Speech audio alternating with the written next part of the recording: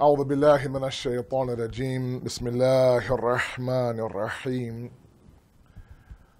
الحمد لله الذي لا يبلغ مدحته القائلون ولا يحصي نعماءه العادون ولا يؤدي حقه المجتحدون الذي لا يدركه بعد الحمم ولا يناله غوص الفطن ثم الصلاة والسلام على أشرف الأنبياء والمرسلين حبيب قلوبنا وطبيب نفوسنا وشفيع ذنوبنا سيدنا ومولانا أبي القاسم محمد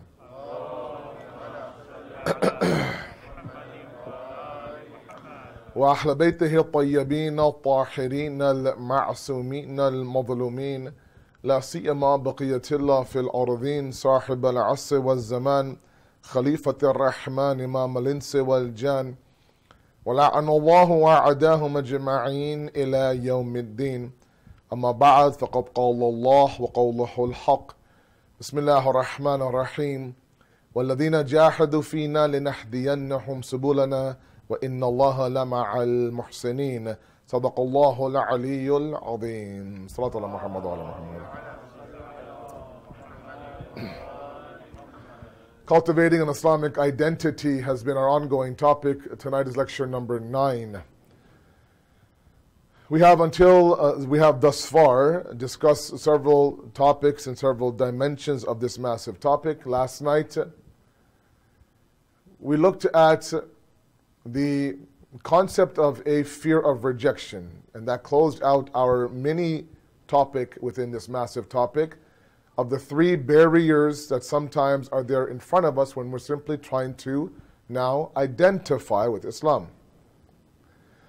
And the 3 barriers that we had discussed, and they're very, very important, is this internalized Islamophobia, which of course results in this inferiority complex, a lack of certainty on the path of Islam, and a fear of rejection by those around us. When all 3 are there, that impedes our progress towards identifying as a Muslim, as a believer in God, as a submitter to God, essentially. And so today and tomorrow, I want to look at a couple of different concepts leading up to the day of Ashura. My last speech, of course, is on Friday. But before that, we do have 3 conversations. The day of Ashura is only Masa'ib. And they are 3 crucial ones. And I brought all of these discussions, and you were very patient with me, you still are, to get to these 2 discussions, the 8th and the 9th of Muharram. And they're all connected, by the way. And tonight I want to speak a little bit about the need to be distinct. The problem is that sometimes we know that if I do adopt and cultivate this Islamic identity, and I begin to look at the parts, so dress the way Islam has asked me to dress, and by the way, that dressing is both for male and female. I think that we as men need to understand what it means to be a wholesome dresser, whether it's the idea of cut off t-shirts, or whether it's the idea of ripped up pants, or whatever the case may be. Everything that's fashionable nowadays should not be followed. You should understand that, if the Holy Prophet was worried about how he looked before he left his home, we should also stop and look at ourselves to see, am I respecting myself, first of all? Because sometimes I feel like when we talk about libas, then of course it goes towards our sisters, the sleeves, the socks, the whole 9. No, we as men also need to worry about how we look. Anyways. So now what ends up happening is that I adopt, let's say, for example, the ahkam and fiqh when it comes to the clothing of the deen. And in this generation now, in this era now, that makes you to become a little bit distinct. You end up not looking like others. Now, whether that's obvious examples like our sisters covering their hair, for example, or other examples. A lot of time now, trying to instill this idea that it's okay to be distinct inside of our kids is a very difficult task. For reasons that I mentioned, now all these 3 nights I talked about those 3 impediments and 3 barriers, was for this reason. If we can somehow tackle these 3, if we can kind of convert the inferiority complex inside to a superiority complex, not in the sense I look down on others, but I'm confident in my belief. And if I can somehow convert that doubt into yaqeen and convert the fear of rejection to the idea of the fear of acceptance towards God, then I can begin to be okay with being a little bit distinct. Walking downtown and being stared at a couple of times, I have to be okay with that. Now, let's examine this a little bit in a kulli absolute and then filter it down to a couple examples from the Quran, inshallah. Sallu ala Muhammad wa ali Muhammad, please.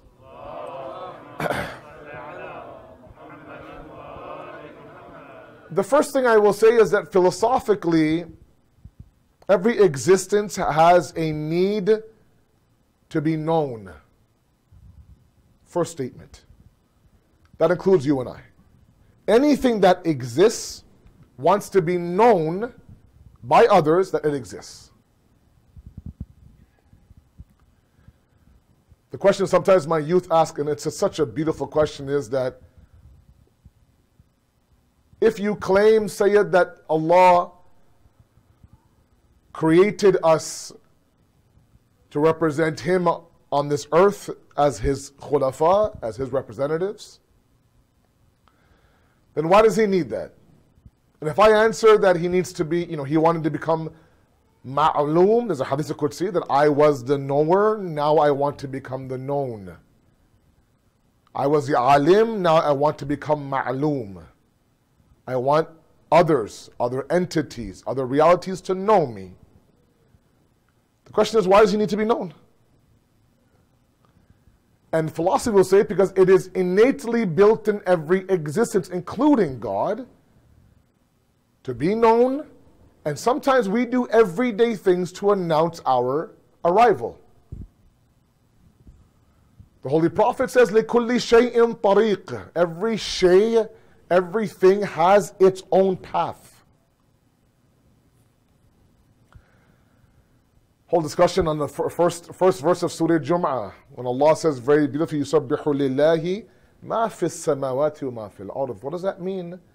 The tasbih of Allah in the heavens and on the earth, everything does. Everything does tasbih. Now you and I do tasbih, we do Allahu Akbar 34 times, 33 times, that's tasbih. That makes sense. The trees, the walls, the mountains, the fly, the sun, the moon, the stars, what is their tasbih? Now there's a lot of bahas in tafsir. Allama Tabatabai in his Al-Mizan talks about the idea that anything and everything that exists on its path and carries out the reason by which it was created is doing the tasbih of Allah subhanahu wa ta'ala. So as the sun rises every single morning, because that's what the sun does, the rising of the sun is the sun's tasbih. When the moon now takes the light, the diya, the light from the sun and illuminates the dark sky at night, that process is its tasbih. Flowers bloom, the clouds rain, the grass grows. All these things are its own respective tasbih. And by doing so, it announces its existence. The wind howls. When the wind howls, it's saying, look, I'm here. When water drops from the sky, when the rain hits and that noise and the wetness, the grass is wet, my car is wet, there's puddles on the ground, that's all the rain showing us that, look, I'm also here. The growing of the grass, the blades get high, you have to cut the grass, that, of course, calling I'm here. The smell when you walk in a 24 bouquet of red roses, that smell is the rose now announcing, I'm here. Every existence announces that I'm here. It wants to be known.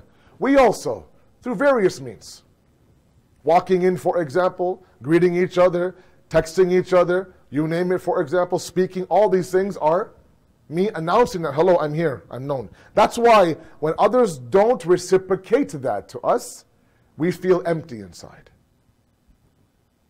I mentioned this several times, right? One of the worst things that we could ever feel is invisible. This need for acknowledgement inside of us actually comes from the need to be known. Follow me, please. I'm taking you somewhere. When someone doesn't acknowledge us, we are insulted. If we have the himmat, we say, look, what's wrong? You don't even greet me anymore. You don't come. You came, you said salam to everybody, you just walk right by me. It pinches sometimes. Now, if you bring it up, he might say, oh, I'm sorry, I was in a hurry. But if you let it fester, you think, oh, this guy doesn't even talk to me now, blah, blah, blah. All that based on a lack of acknowledgement. I texted you, said you never even bothered to reply to my text. I know you're busy, but at least say no, yes, something, thumbs up, thumbs down. Acknowledge my text. That's a deeper, internal, fitri, innate need to be what? Acknowledged. To announce that I'm here. So already we have this need to be distinct. Understand the statement, please. It's a very big statement. There's already an innate need for us to be distinct. Okay? I'll give you the other example again. You're sitting in a circle. Someone comes in that circle, says salam to everybody but you. If you did not see yourself, and please, my young guys, my young sisters in the audience, who you think for a moment that you don't want to be distinct. I don't want to call attention to myself, mama, with this outfit. I don't want to do all of that. Did my mic go again? No. I don't want to do all that. We don't realize that it's already inside of us. You're sitting in a group with 5 people, 6, you're one group. You are a part of one group. Somebody comes and says salam to everybody else in that group but you. That should be sufficient for you. You are the group. He greeted the group. That's enough. But no, you're like, no, I want my own salam. Understand the philosophy. I want my own salam. Yes, I'm in the group. I'm sitting in a circle, but I am distinct in this group. Today's social media content creators, they want to be distinct. The only reason why people will follow them is if they have something new to offer. Oh, I get all the time. I get individuals that I ask about. When they come to me and say, "Oh, do you know this scholar?" I say, "Yes, I know this scholar." Yeah, I attended his lecture series. Oh, okay, how was it? It was good, but it was old material, old content. He repeats himself sometimes. We want fresh content, Malana, fresh topics. Like as if everything you've heard so far, you've acted on that 100%. There's a reason why every single time he comes here, he talks about the same issue, because it's not being acted upon. Oh, I remember my usul fiqh teacher in the Hawza in Qum. He taught me, the book that we follow is Shaykh Baqir al-Sadr's book of Halaqat. Anyways, the teacher of mine knew this book to the point where he wouldn't have the book in front of him, but he would tell us at the bottom right, top left, this line, the third line from the top, the middle portion, the third paragraph, and he would not have the book in his hand. So someone says, Ustad, how do you know this? He said, I've read this book 25 times. We want something fresh, something I've never heard before. Right? We want this idea. And right now, the social media, Instagram world, all these influencers, as long as they're able to create some sort of continuous creative content, that's them now, of course. That's them now making themselves distinct. And distinct nowadays sells. It does. But that was already inside of you and me all from the very moment that we were created inside of our fitrat is a need to be known. A baby comes out of the womb crying. A baby is thirsty, it wails and cries.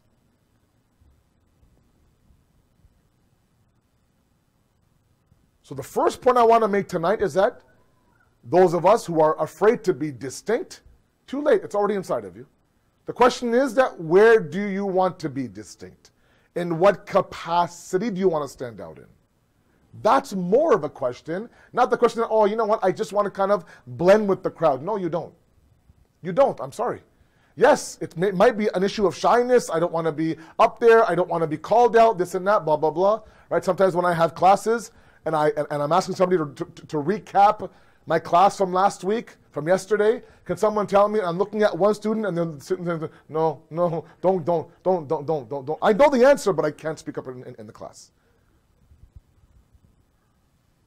First point is, to my young guys and my young sisters who think for a second they don't want to be distinct, they do. It's already inside of them. It's a matter of managing that need. It's a very, very hassas point. Now, come to Nahj al-Balagha of Amir al-Mu'mineen Ali ibn Talib alayhi salatu wa salam. Allahumma salli ala.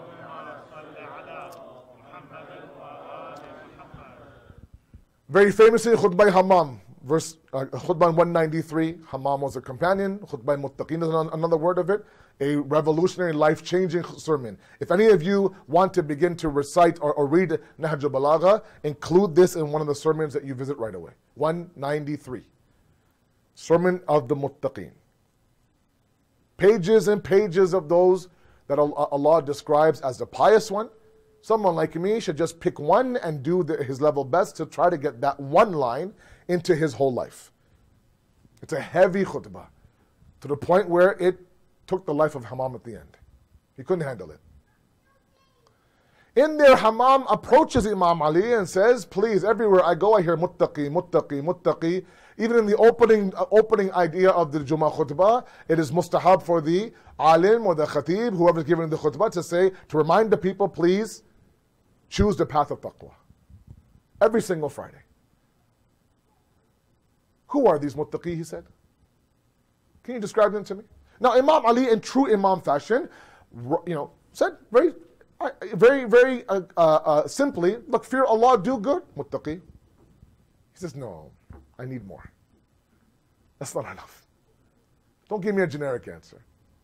And sometimes the Imam will do that, right? The Imam will sort of kind of test to see how deep do you want me to go.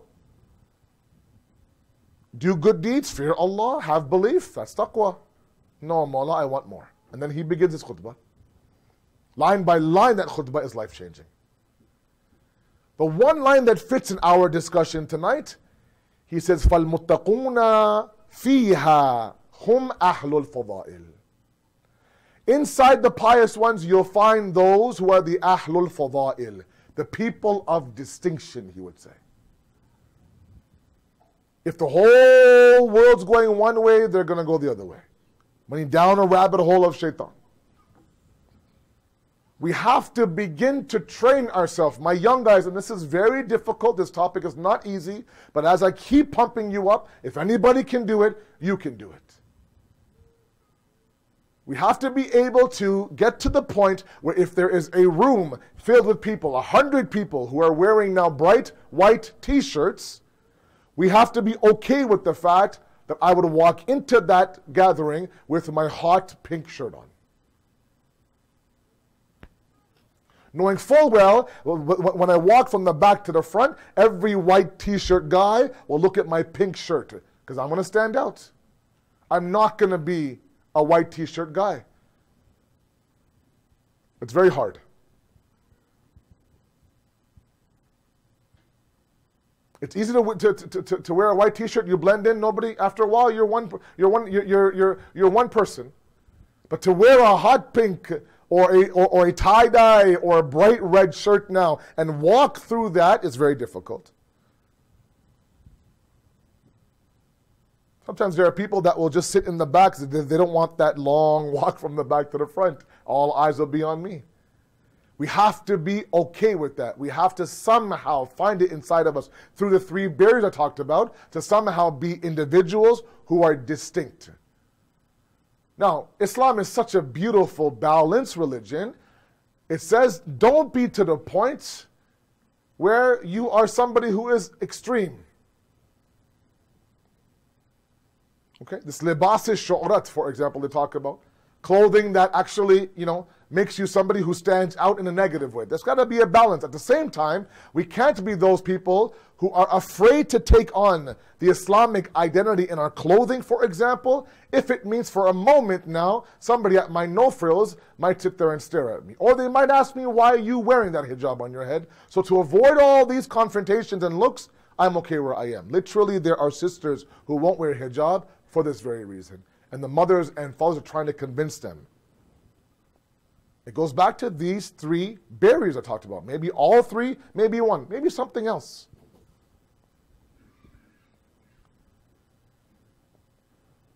But the first sifat and quality of the pious ones, Imam Ali says, they are okay with being distinct. And the word he uses, not isolated, ostracized. He says distinct. Which means that you have to have enough confidence to know inside of you that yes, while I don't look like everybody else, it doesn't make me lower, it doesn't make me inferior. In fact, it makes me, like I said, distinct. Okay? Now, how do we do that? I talked about very briefly last night as a segue to tonight, the idea of ilmun nafs, knowing yourself. When you begin to search inward a little bit, contemplation, a little bit of the break from the numbing devices. There's a lot of numbing devices my youth today face. I never faced those things. The most I faced growing up were video games maybe. Television for sure was a numbing device. That's the extent of it. But these guys have everything. And the thing was that now the numbing device is in their pocket. It's in their cars.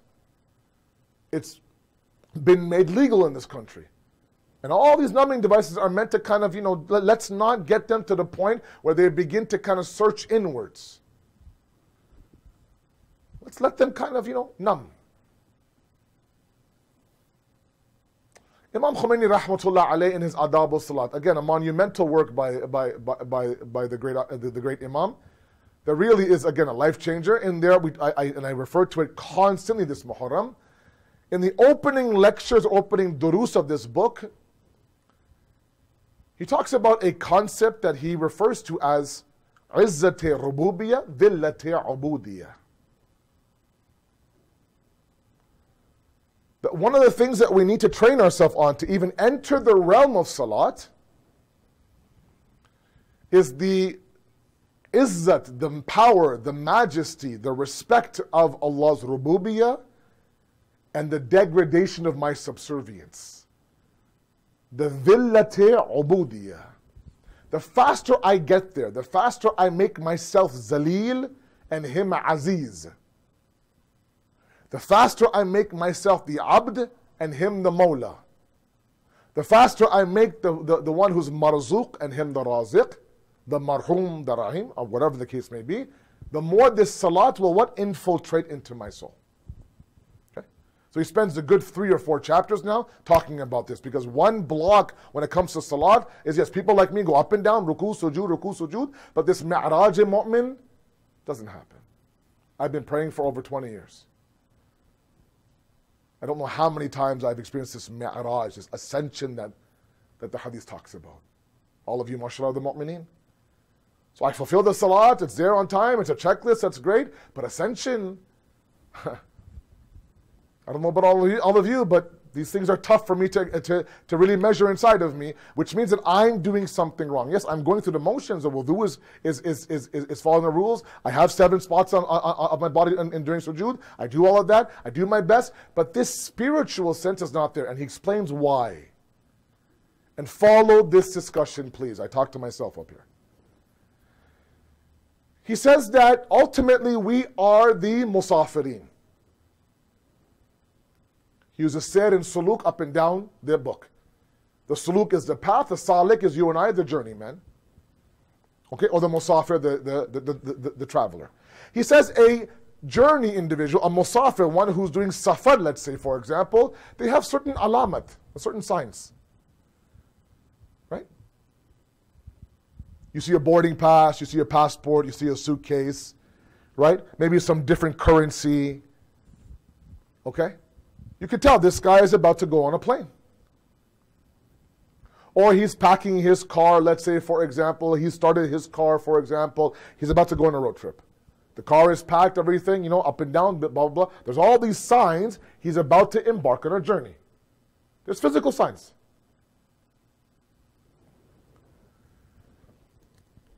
He says, imagine now, Imam Khomeini, imagine walking to somebody's house And they're sitting there on their couch, no sign of a suitcase, no boarding pass, no passport, nothing. He's in his home clothes.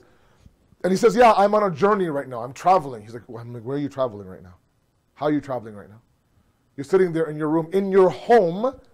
How could you be traveling?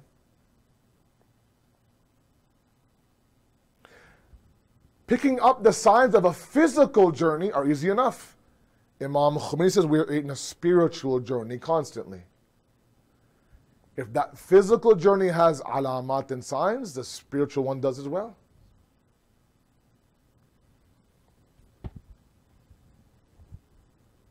So what are those spiritual ones? He says we have to leave the home of the self.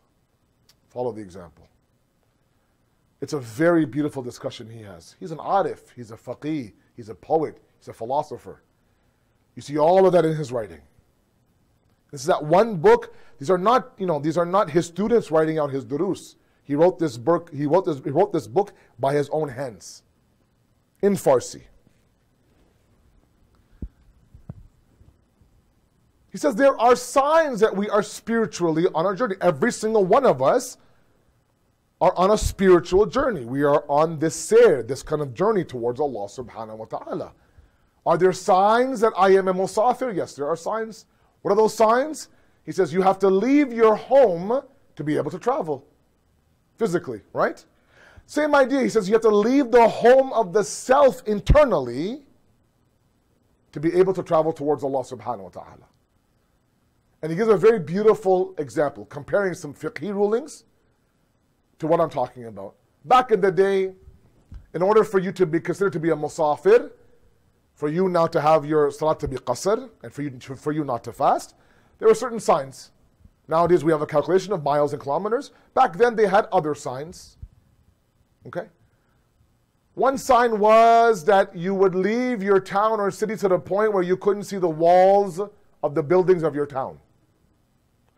If you could no longer see the walls of the building of your town, you were far enough, let's say, to be considered to be a musafir. You're no longer muqim in that village. Okay? What else? When you can no longer hear the adhan from the masjid inside of your town, you are now considered to be far enough to be a musafir. Okay? He uses these two fiqhi examples to make his point. He says the same way that a physical musafir has to now be invisible towards the walls of the town and be deaf towards the adhan of the salat, is the same way the spiritual sense has to be invisible to the walls of his own praise and the adhan of his own ego.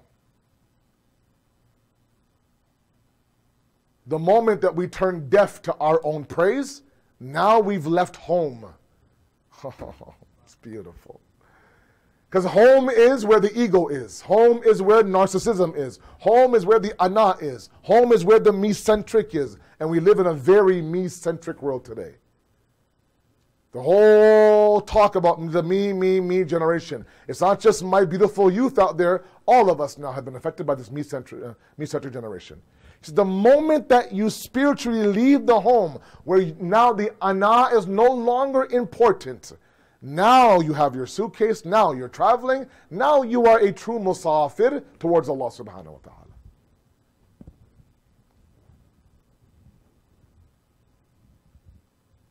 And when you worship Allah in that journey, then there's talks of Mi'raj.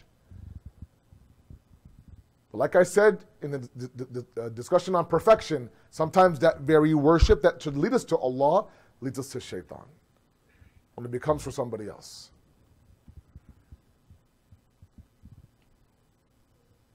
In order for all of you and myself to understand the power of being distinct Islamically in this day and age, and that means not just clothing, that means our habits, that means that I will not do this, I won't drink this, even though everyone's doing it, I won't smoke this, everyone's doing it, I won't watch this, it's every hashtag out there.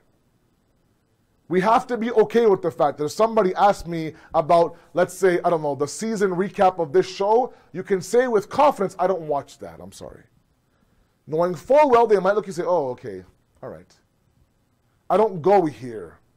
I don't listen to this. I don't wear this. I don't quite believe in this. We have to now get that vocabulary inside of us. And that will make us absolutely distinct. And you're bound to get a moment where the person in front of you rejects you, either through a stare, or they awkwardly stare at you, or they awkwardly walk away, or they become awkward themselves. Like if somebody comes out and begins to shake your hand, and you put your hand in your chest, for 3.2 seconds, oh, awkward. And the person in front now, sometimes they make it even more awkward. They stumble, they fumble, their pen drops, it's okay, relax, calm down, it's okay. Just say hello, that's it, it's okay. Okay, that's it. And the whole interview, the whole talk is, can't look at you, look down, right? So we have to be okay with that. We have to be okay with that. Because it can't be the fact that everything that is norm in society is accepted by the human being. That can't happen. I'm sorry. Because right now, those things that are normal sometimes in any society, and no longer I'm talking about East and West. I'm not that speaker that sits there and bashes this West and bashes that West. I think a global movement now towards a me-centric life is, like I said, global. I went to India a couple of years back now, just before the pandemic. Actually, I arrived a month before the pandemic hit, and I went there for a good 2 to 3 weeks, and I felt like I was talking to youth of Toronto and Brampton. Those days are over now. It's one village. It's one global village. I'm not talking about a society, a community, a side of the world. I'm saying in general now. It can't be that what is norm today has to be the gospel. Remember, one of the most beautiful sunnats and sirats of the imams was that no matter how the person in front of them were, they never were a reflection of the person in front of them. Follow the point very carefully. Instead, they had their own reflection that they would reflect on others. So even if somebody is spewing fire at them, they would not spew even hotter flames at them. If somebody was, beautiful and akhlaq, they would show their beauty and akhlaq. If somebody was ignorant, they would show their ignorance. No, never, not at all. In fact, sometimes it's the complete opposite. They're coming at the imams with fire, and the imams will put out their fire with their water. They're coming at them with the extreme jahalat, extreme ignorance, and they are now reflecting back ilm and taqwa and piety. We sometimes, people like me, I wait for the person's akhlaq and I show them what they show me. Right? Oh, you want to see jahalat? Oh, I can be jahil. Oh, yeah. You want to see anger? Oh. Right? To the point where sometimes even when somebody talks low, we also talk low with them. It's so amazing to see sometimes. What happened to your voice? Well, they're talking low, I'm talking low. There has to be a sense where we have our own morals and values and ethics, and Islam is a complete and absolute system. When Allah subhanahu wa ta'ala perfects a system, Al-yawma akmaltu lakum dinakum wa atmamtu alaykum ni'mati, I've perfected this religion for you, there's nothing left unturned. It's not like me trying to perfect something, there's bound to be holes. When God says, I've perfected this religion, everything is there. Every aspect, every ounce, every value, every principle, every ethic is there. There's nothing that, if only Islam talked about this, Islam talks about everything. Somebody asked Imam Ali that, kash, if this was in the Quran, he says, even your kash is inside the Quran. It's a matter of you, extracting it. Sometimes there's verses, I tell you, I read them, I think that they've been revealed for us now, today in 2021. That's the eternal nature of the miracle nature of the Quran.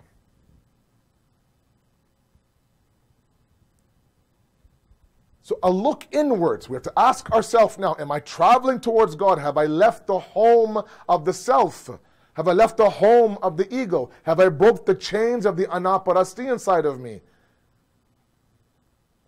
It's amazing. Surah Zumar, verse number 29, talks about the idea of multiple gods. I talked about that before. And the beautiful part is that God simply presents two options. Multiple masters, one master.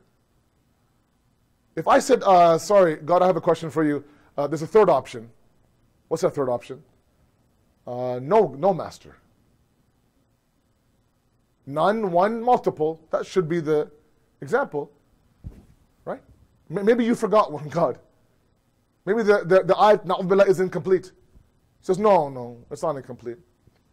The fact that he doesn't include a third option of no master means that it's not even possible. The thing that masters you is your God. Khalas, period. Understand, my youth. The thing that masters you is your God. And because you have free will, I have free will, I can choose my master. It's up to you. So some will say, no, absolutely not. You know what? Nobody controls me. Sayyidina said, I do what I want. I eat what I want. I go where I want. I am the master of my own domain. And we think that that's an announcement that I am masterless, when the reality is that you have mastered yourself. The mother of all idols, Rumi says, is the self. The mother of all idols is the self. So either you're mastered by yourself, like the Fir'auns, or others, or multiple, or Allah subhanahu wa ta'ala. Anyways, the idea is that you are going through a journey, and that journey has to reflect the fact that you're leaving home. Now, when you turn inwards, you discover these innate realities, like the need to be distinct. Why not be distinct on the path that will benefit you? I made one statement in 2018 in my Ashra at JCC. The same statement I made 2 nights ago at Al-Mahdi, I'll make it here again. It fits if you don't mind. Let's talk about masters, right? So we have the freedom to choose, correct? Allah gave us free will. The beauty of Allah is such that He's so confident that He goes, you know what, if you want to reject me, go ahead. You want to walk away from me? Go ahead. You have that free will. Tell me which other authority figure allows you that type of freedom. Ask the people of Egypt, if one Egyptian walked away from Fir'aun, turned his back on Fir'aun, what would happen to him? Ask the Iraqis of the 80s, they turned their back on Saddam, what would happen? It's not normal for an authority figure to say, look, I give you free will to walk away from me. But God says, go ahead. Go ahead, walk away from me, reject me. Eventually now, as Imam Sadiq says to one of his atheist students, that there comes a moment in the middle of the ocean on the boat when all is lost, a major storm hitting, and you have all lost all hope in anyone coming. There's this one glimmer of hope that somebody might save me. That glimmer of hope is God.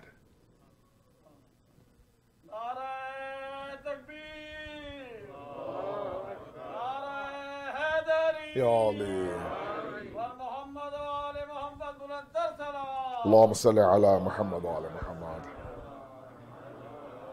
So God says, go ahead, you can reject me, turn your back towards me, walk away from me, no problem. There'll be a moment where that fitri diamond of worship will be once again revealed, and you'll turn your way back to me. And when you call upon me after years and years, ujibu da'wati da'i idha da'an. I'll answer your call whenever you call me.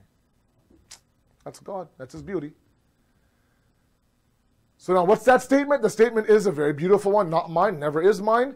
The idea that in a master-slave relationship, the common equation is the slave works, the master benefits. The slave works, the master benefits. If the slave calls in sick, the master now is at loss. If the slave gets lazy, the master is at loss. If the slave doesn't work, the master is at loss. But when we enslave ourselves to God, the equation is not that anymore. The equation is actually something else. The equation is the more the slave works, the higher the slave goes. It's not like the master is depending on the slave. The master's level is not contingent on the slave's work. Some people like me think, Imam Qadim alayhi salatu wasalam, Allahumma salli ala. He says the highest level of ujb, the highest level of narcissism, ujb, self-conceit, this ego, highest level, is that there are those who actually believe that their worship is doing a favor to Allah subhanahu wa ta'ala. Now subconsciously, we think, okay, God, here's your namaz, here's your fast, here's your hajj, here's your khums. And that doesn't come about sometimes until a tragedy hits. And then when a tragedy hits, sometimes these words of kufr and shirk come out of our mouth, albeit emotional. We end up saying statements like, God, I did this for you. I did that for you. I worshipped you. I prayed to you. I was this volunteer and that volunteer, and you pay me back by taking my husband away, my wife away, my mother away.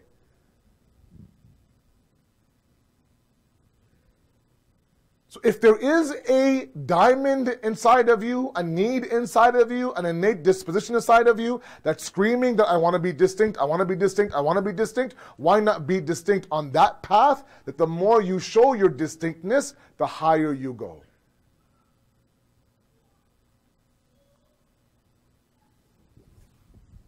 Now, is there a connection between my external world and my internal distinctness? Yes, there is. Let's examine that quickly. Sallu ala Muhammad wa ali Muhammad.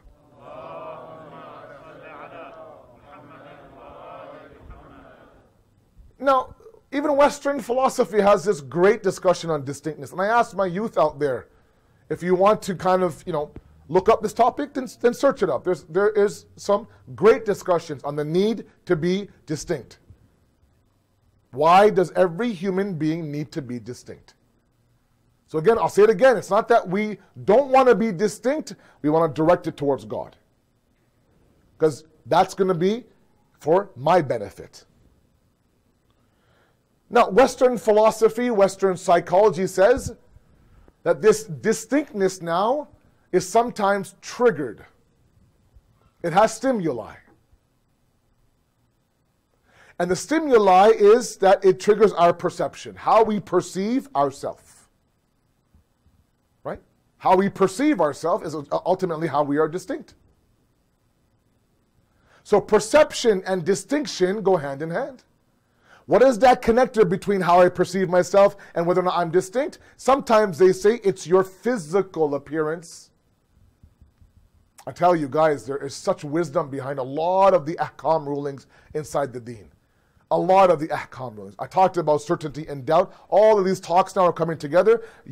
Nights ago, I talked about the fact that sometimes we don't understand a certain law of God, a law in Islam, and especially my young guys, I love you, but there's an ego about you guys sometimes that, look, convince me, then I'll follow that law. Right? I talked about the fact that sometimes my elders now, they got to a certain level of yaqeen through the path of amal. I don't know why I'm doing it, but I'm going to keep doing it. There are many of my youth want to reach yaqeen through the path of ilm and knowledge. So Asad Bhai, please convince me why this, why that, why this, why did God make this halal and this haram and that makruh? Why 124,000 prophets? Why not 15 imams? Because if there were 15 imams, you would ask, why are there 15 imams?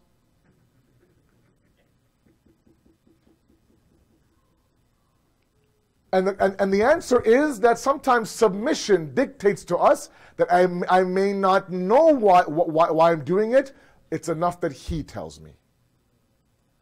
In the same khutbah I just quoted of Imam Ali Nahj al-Balagha, the very opening paragraph, it is a beautiful khutbah. Opening paragraph, he tells Hamad, know that whatever comes down from God, wajib, makruh, haram, mustahab, all that is not for him. Has nothing to do with him. If I decide, God forbid, to leave the deen tomorrow, doesn't affect his kingdom. If I decide to be Mr. Muttaqi, doesn't affect his kingdom. He's azal, he's abad. He's always been, he'll always be there. We are all perishing. Kullu man alayha fan, where everything is perishing. Everything is on that road towards, this fani road. Anyways. So it's enough to know that, look, I have doubt about this ruling, but I have certainty about God. Right? Remember that? So I leave the doubt, I go with what's certain. Same idea now, the same idea. Why do I have to look a certain way, eat a certain food, listen to certain things, look at certain things, and not look at certain things? All these physical Physical triggers that will, help me perceive myself. When I perceive myself, I begin to understand my distinctness. You know yourself, and that's why you can see yourself as being distinct. And sometimes an element of that is how you look physically.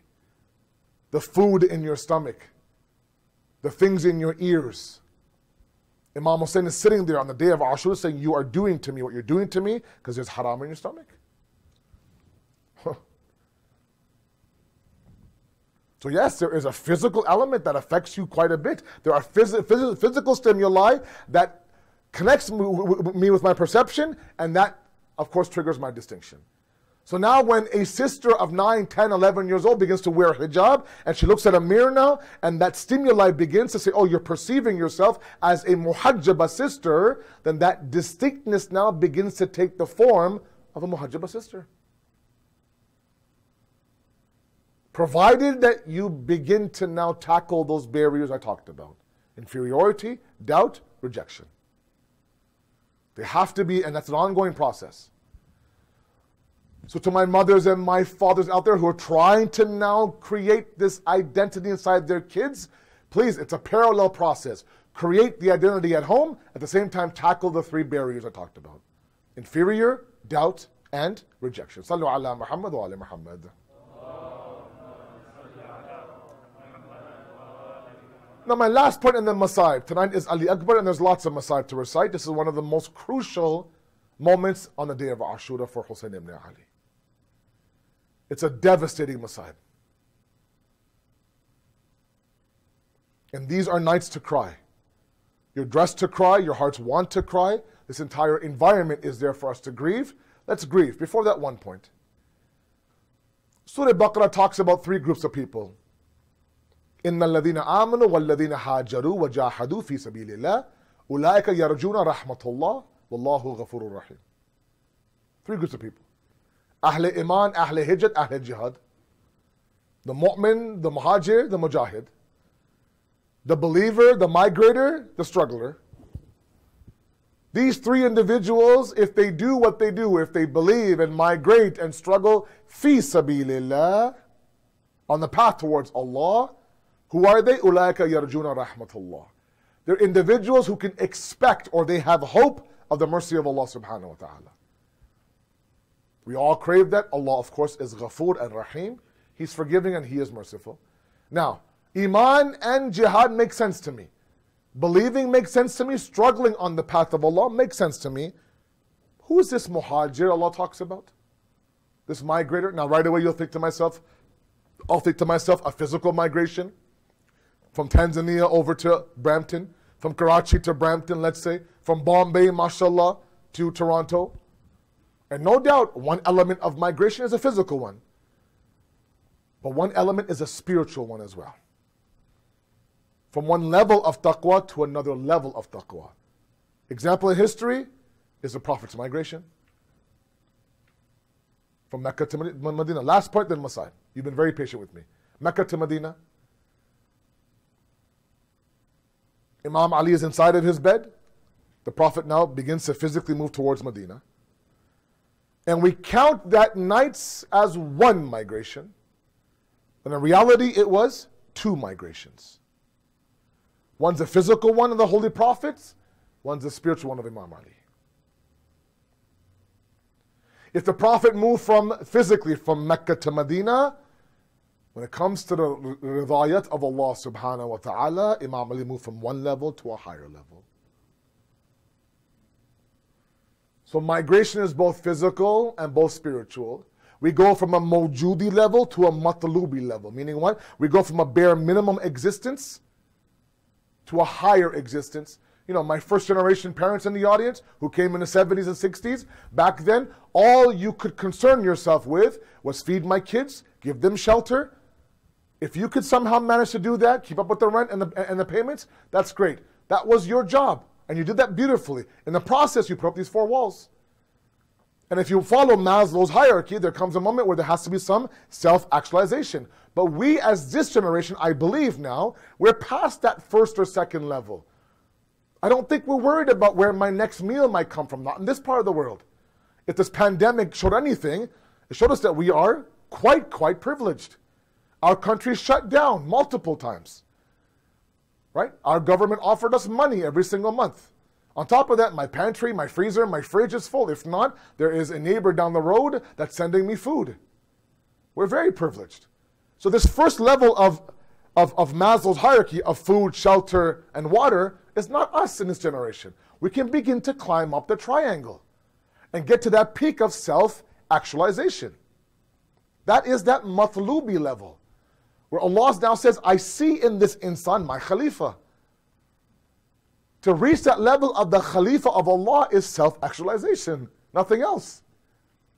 We have to embrace that. Stop now looking at the bottom portion of the triangle. Let's move towards that peak now. Because now you know where your shelter is. You know where your next meal is. You have a strong base of support. You have a big family here or there. All those things are there where the parents weren't there. In the 70s, my father, marhum, worked 2 jobs, 3 jobs, overnight, security, flea market stall, delivered mail. He did anything he could just to put clothes on my back. If I talk to him about Baba, let's try to self-actualize. Self-actualize. I'm trying to pay the mortgage here. Trying to make sure you have a meal, and you're a big boy, you need more than 1 meal. It's not easy. Stop eating and I can stop working. But that's not like that with us. So there has to be a little bit more that we require from ourselves. Forget, this is an internal conversation. From ourselves. And that is the idea that now I need to actualize myself by looking at the process of distinction. I'll say it again. If you want to be somebody who is on the journey towards Allah, you have to look the part. It's all within you, my young people. All within you. My brothers and my sisters who are young. Whether you are 9 years old, 19 years old, 29 years old, all of those gems and jewels and johars and rubies are all within you. And one thing Karbala told us time and time again is that the potential of young individuals is very high, higher than sometimes they believe. And when you see that pride of yours as a father coming to you, asking you, Ke Baba, give me ijazat.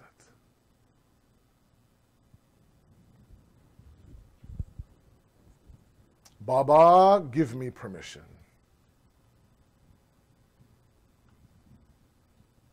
This is not Habib. This is not Muslim. This is not Zuhair. This is Ali Akbar.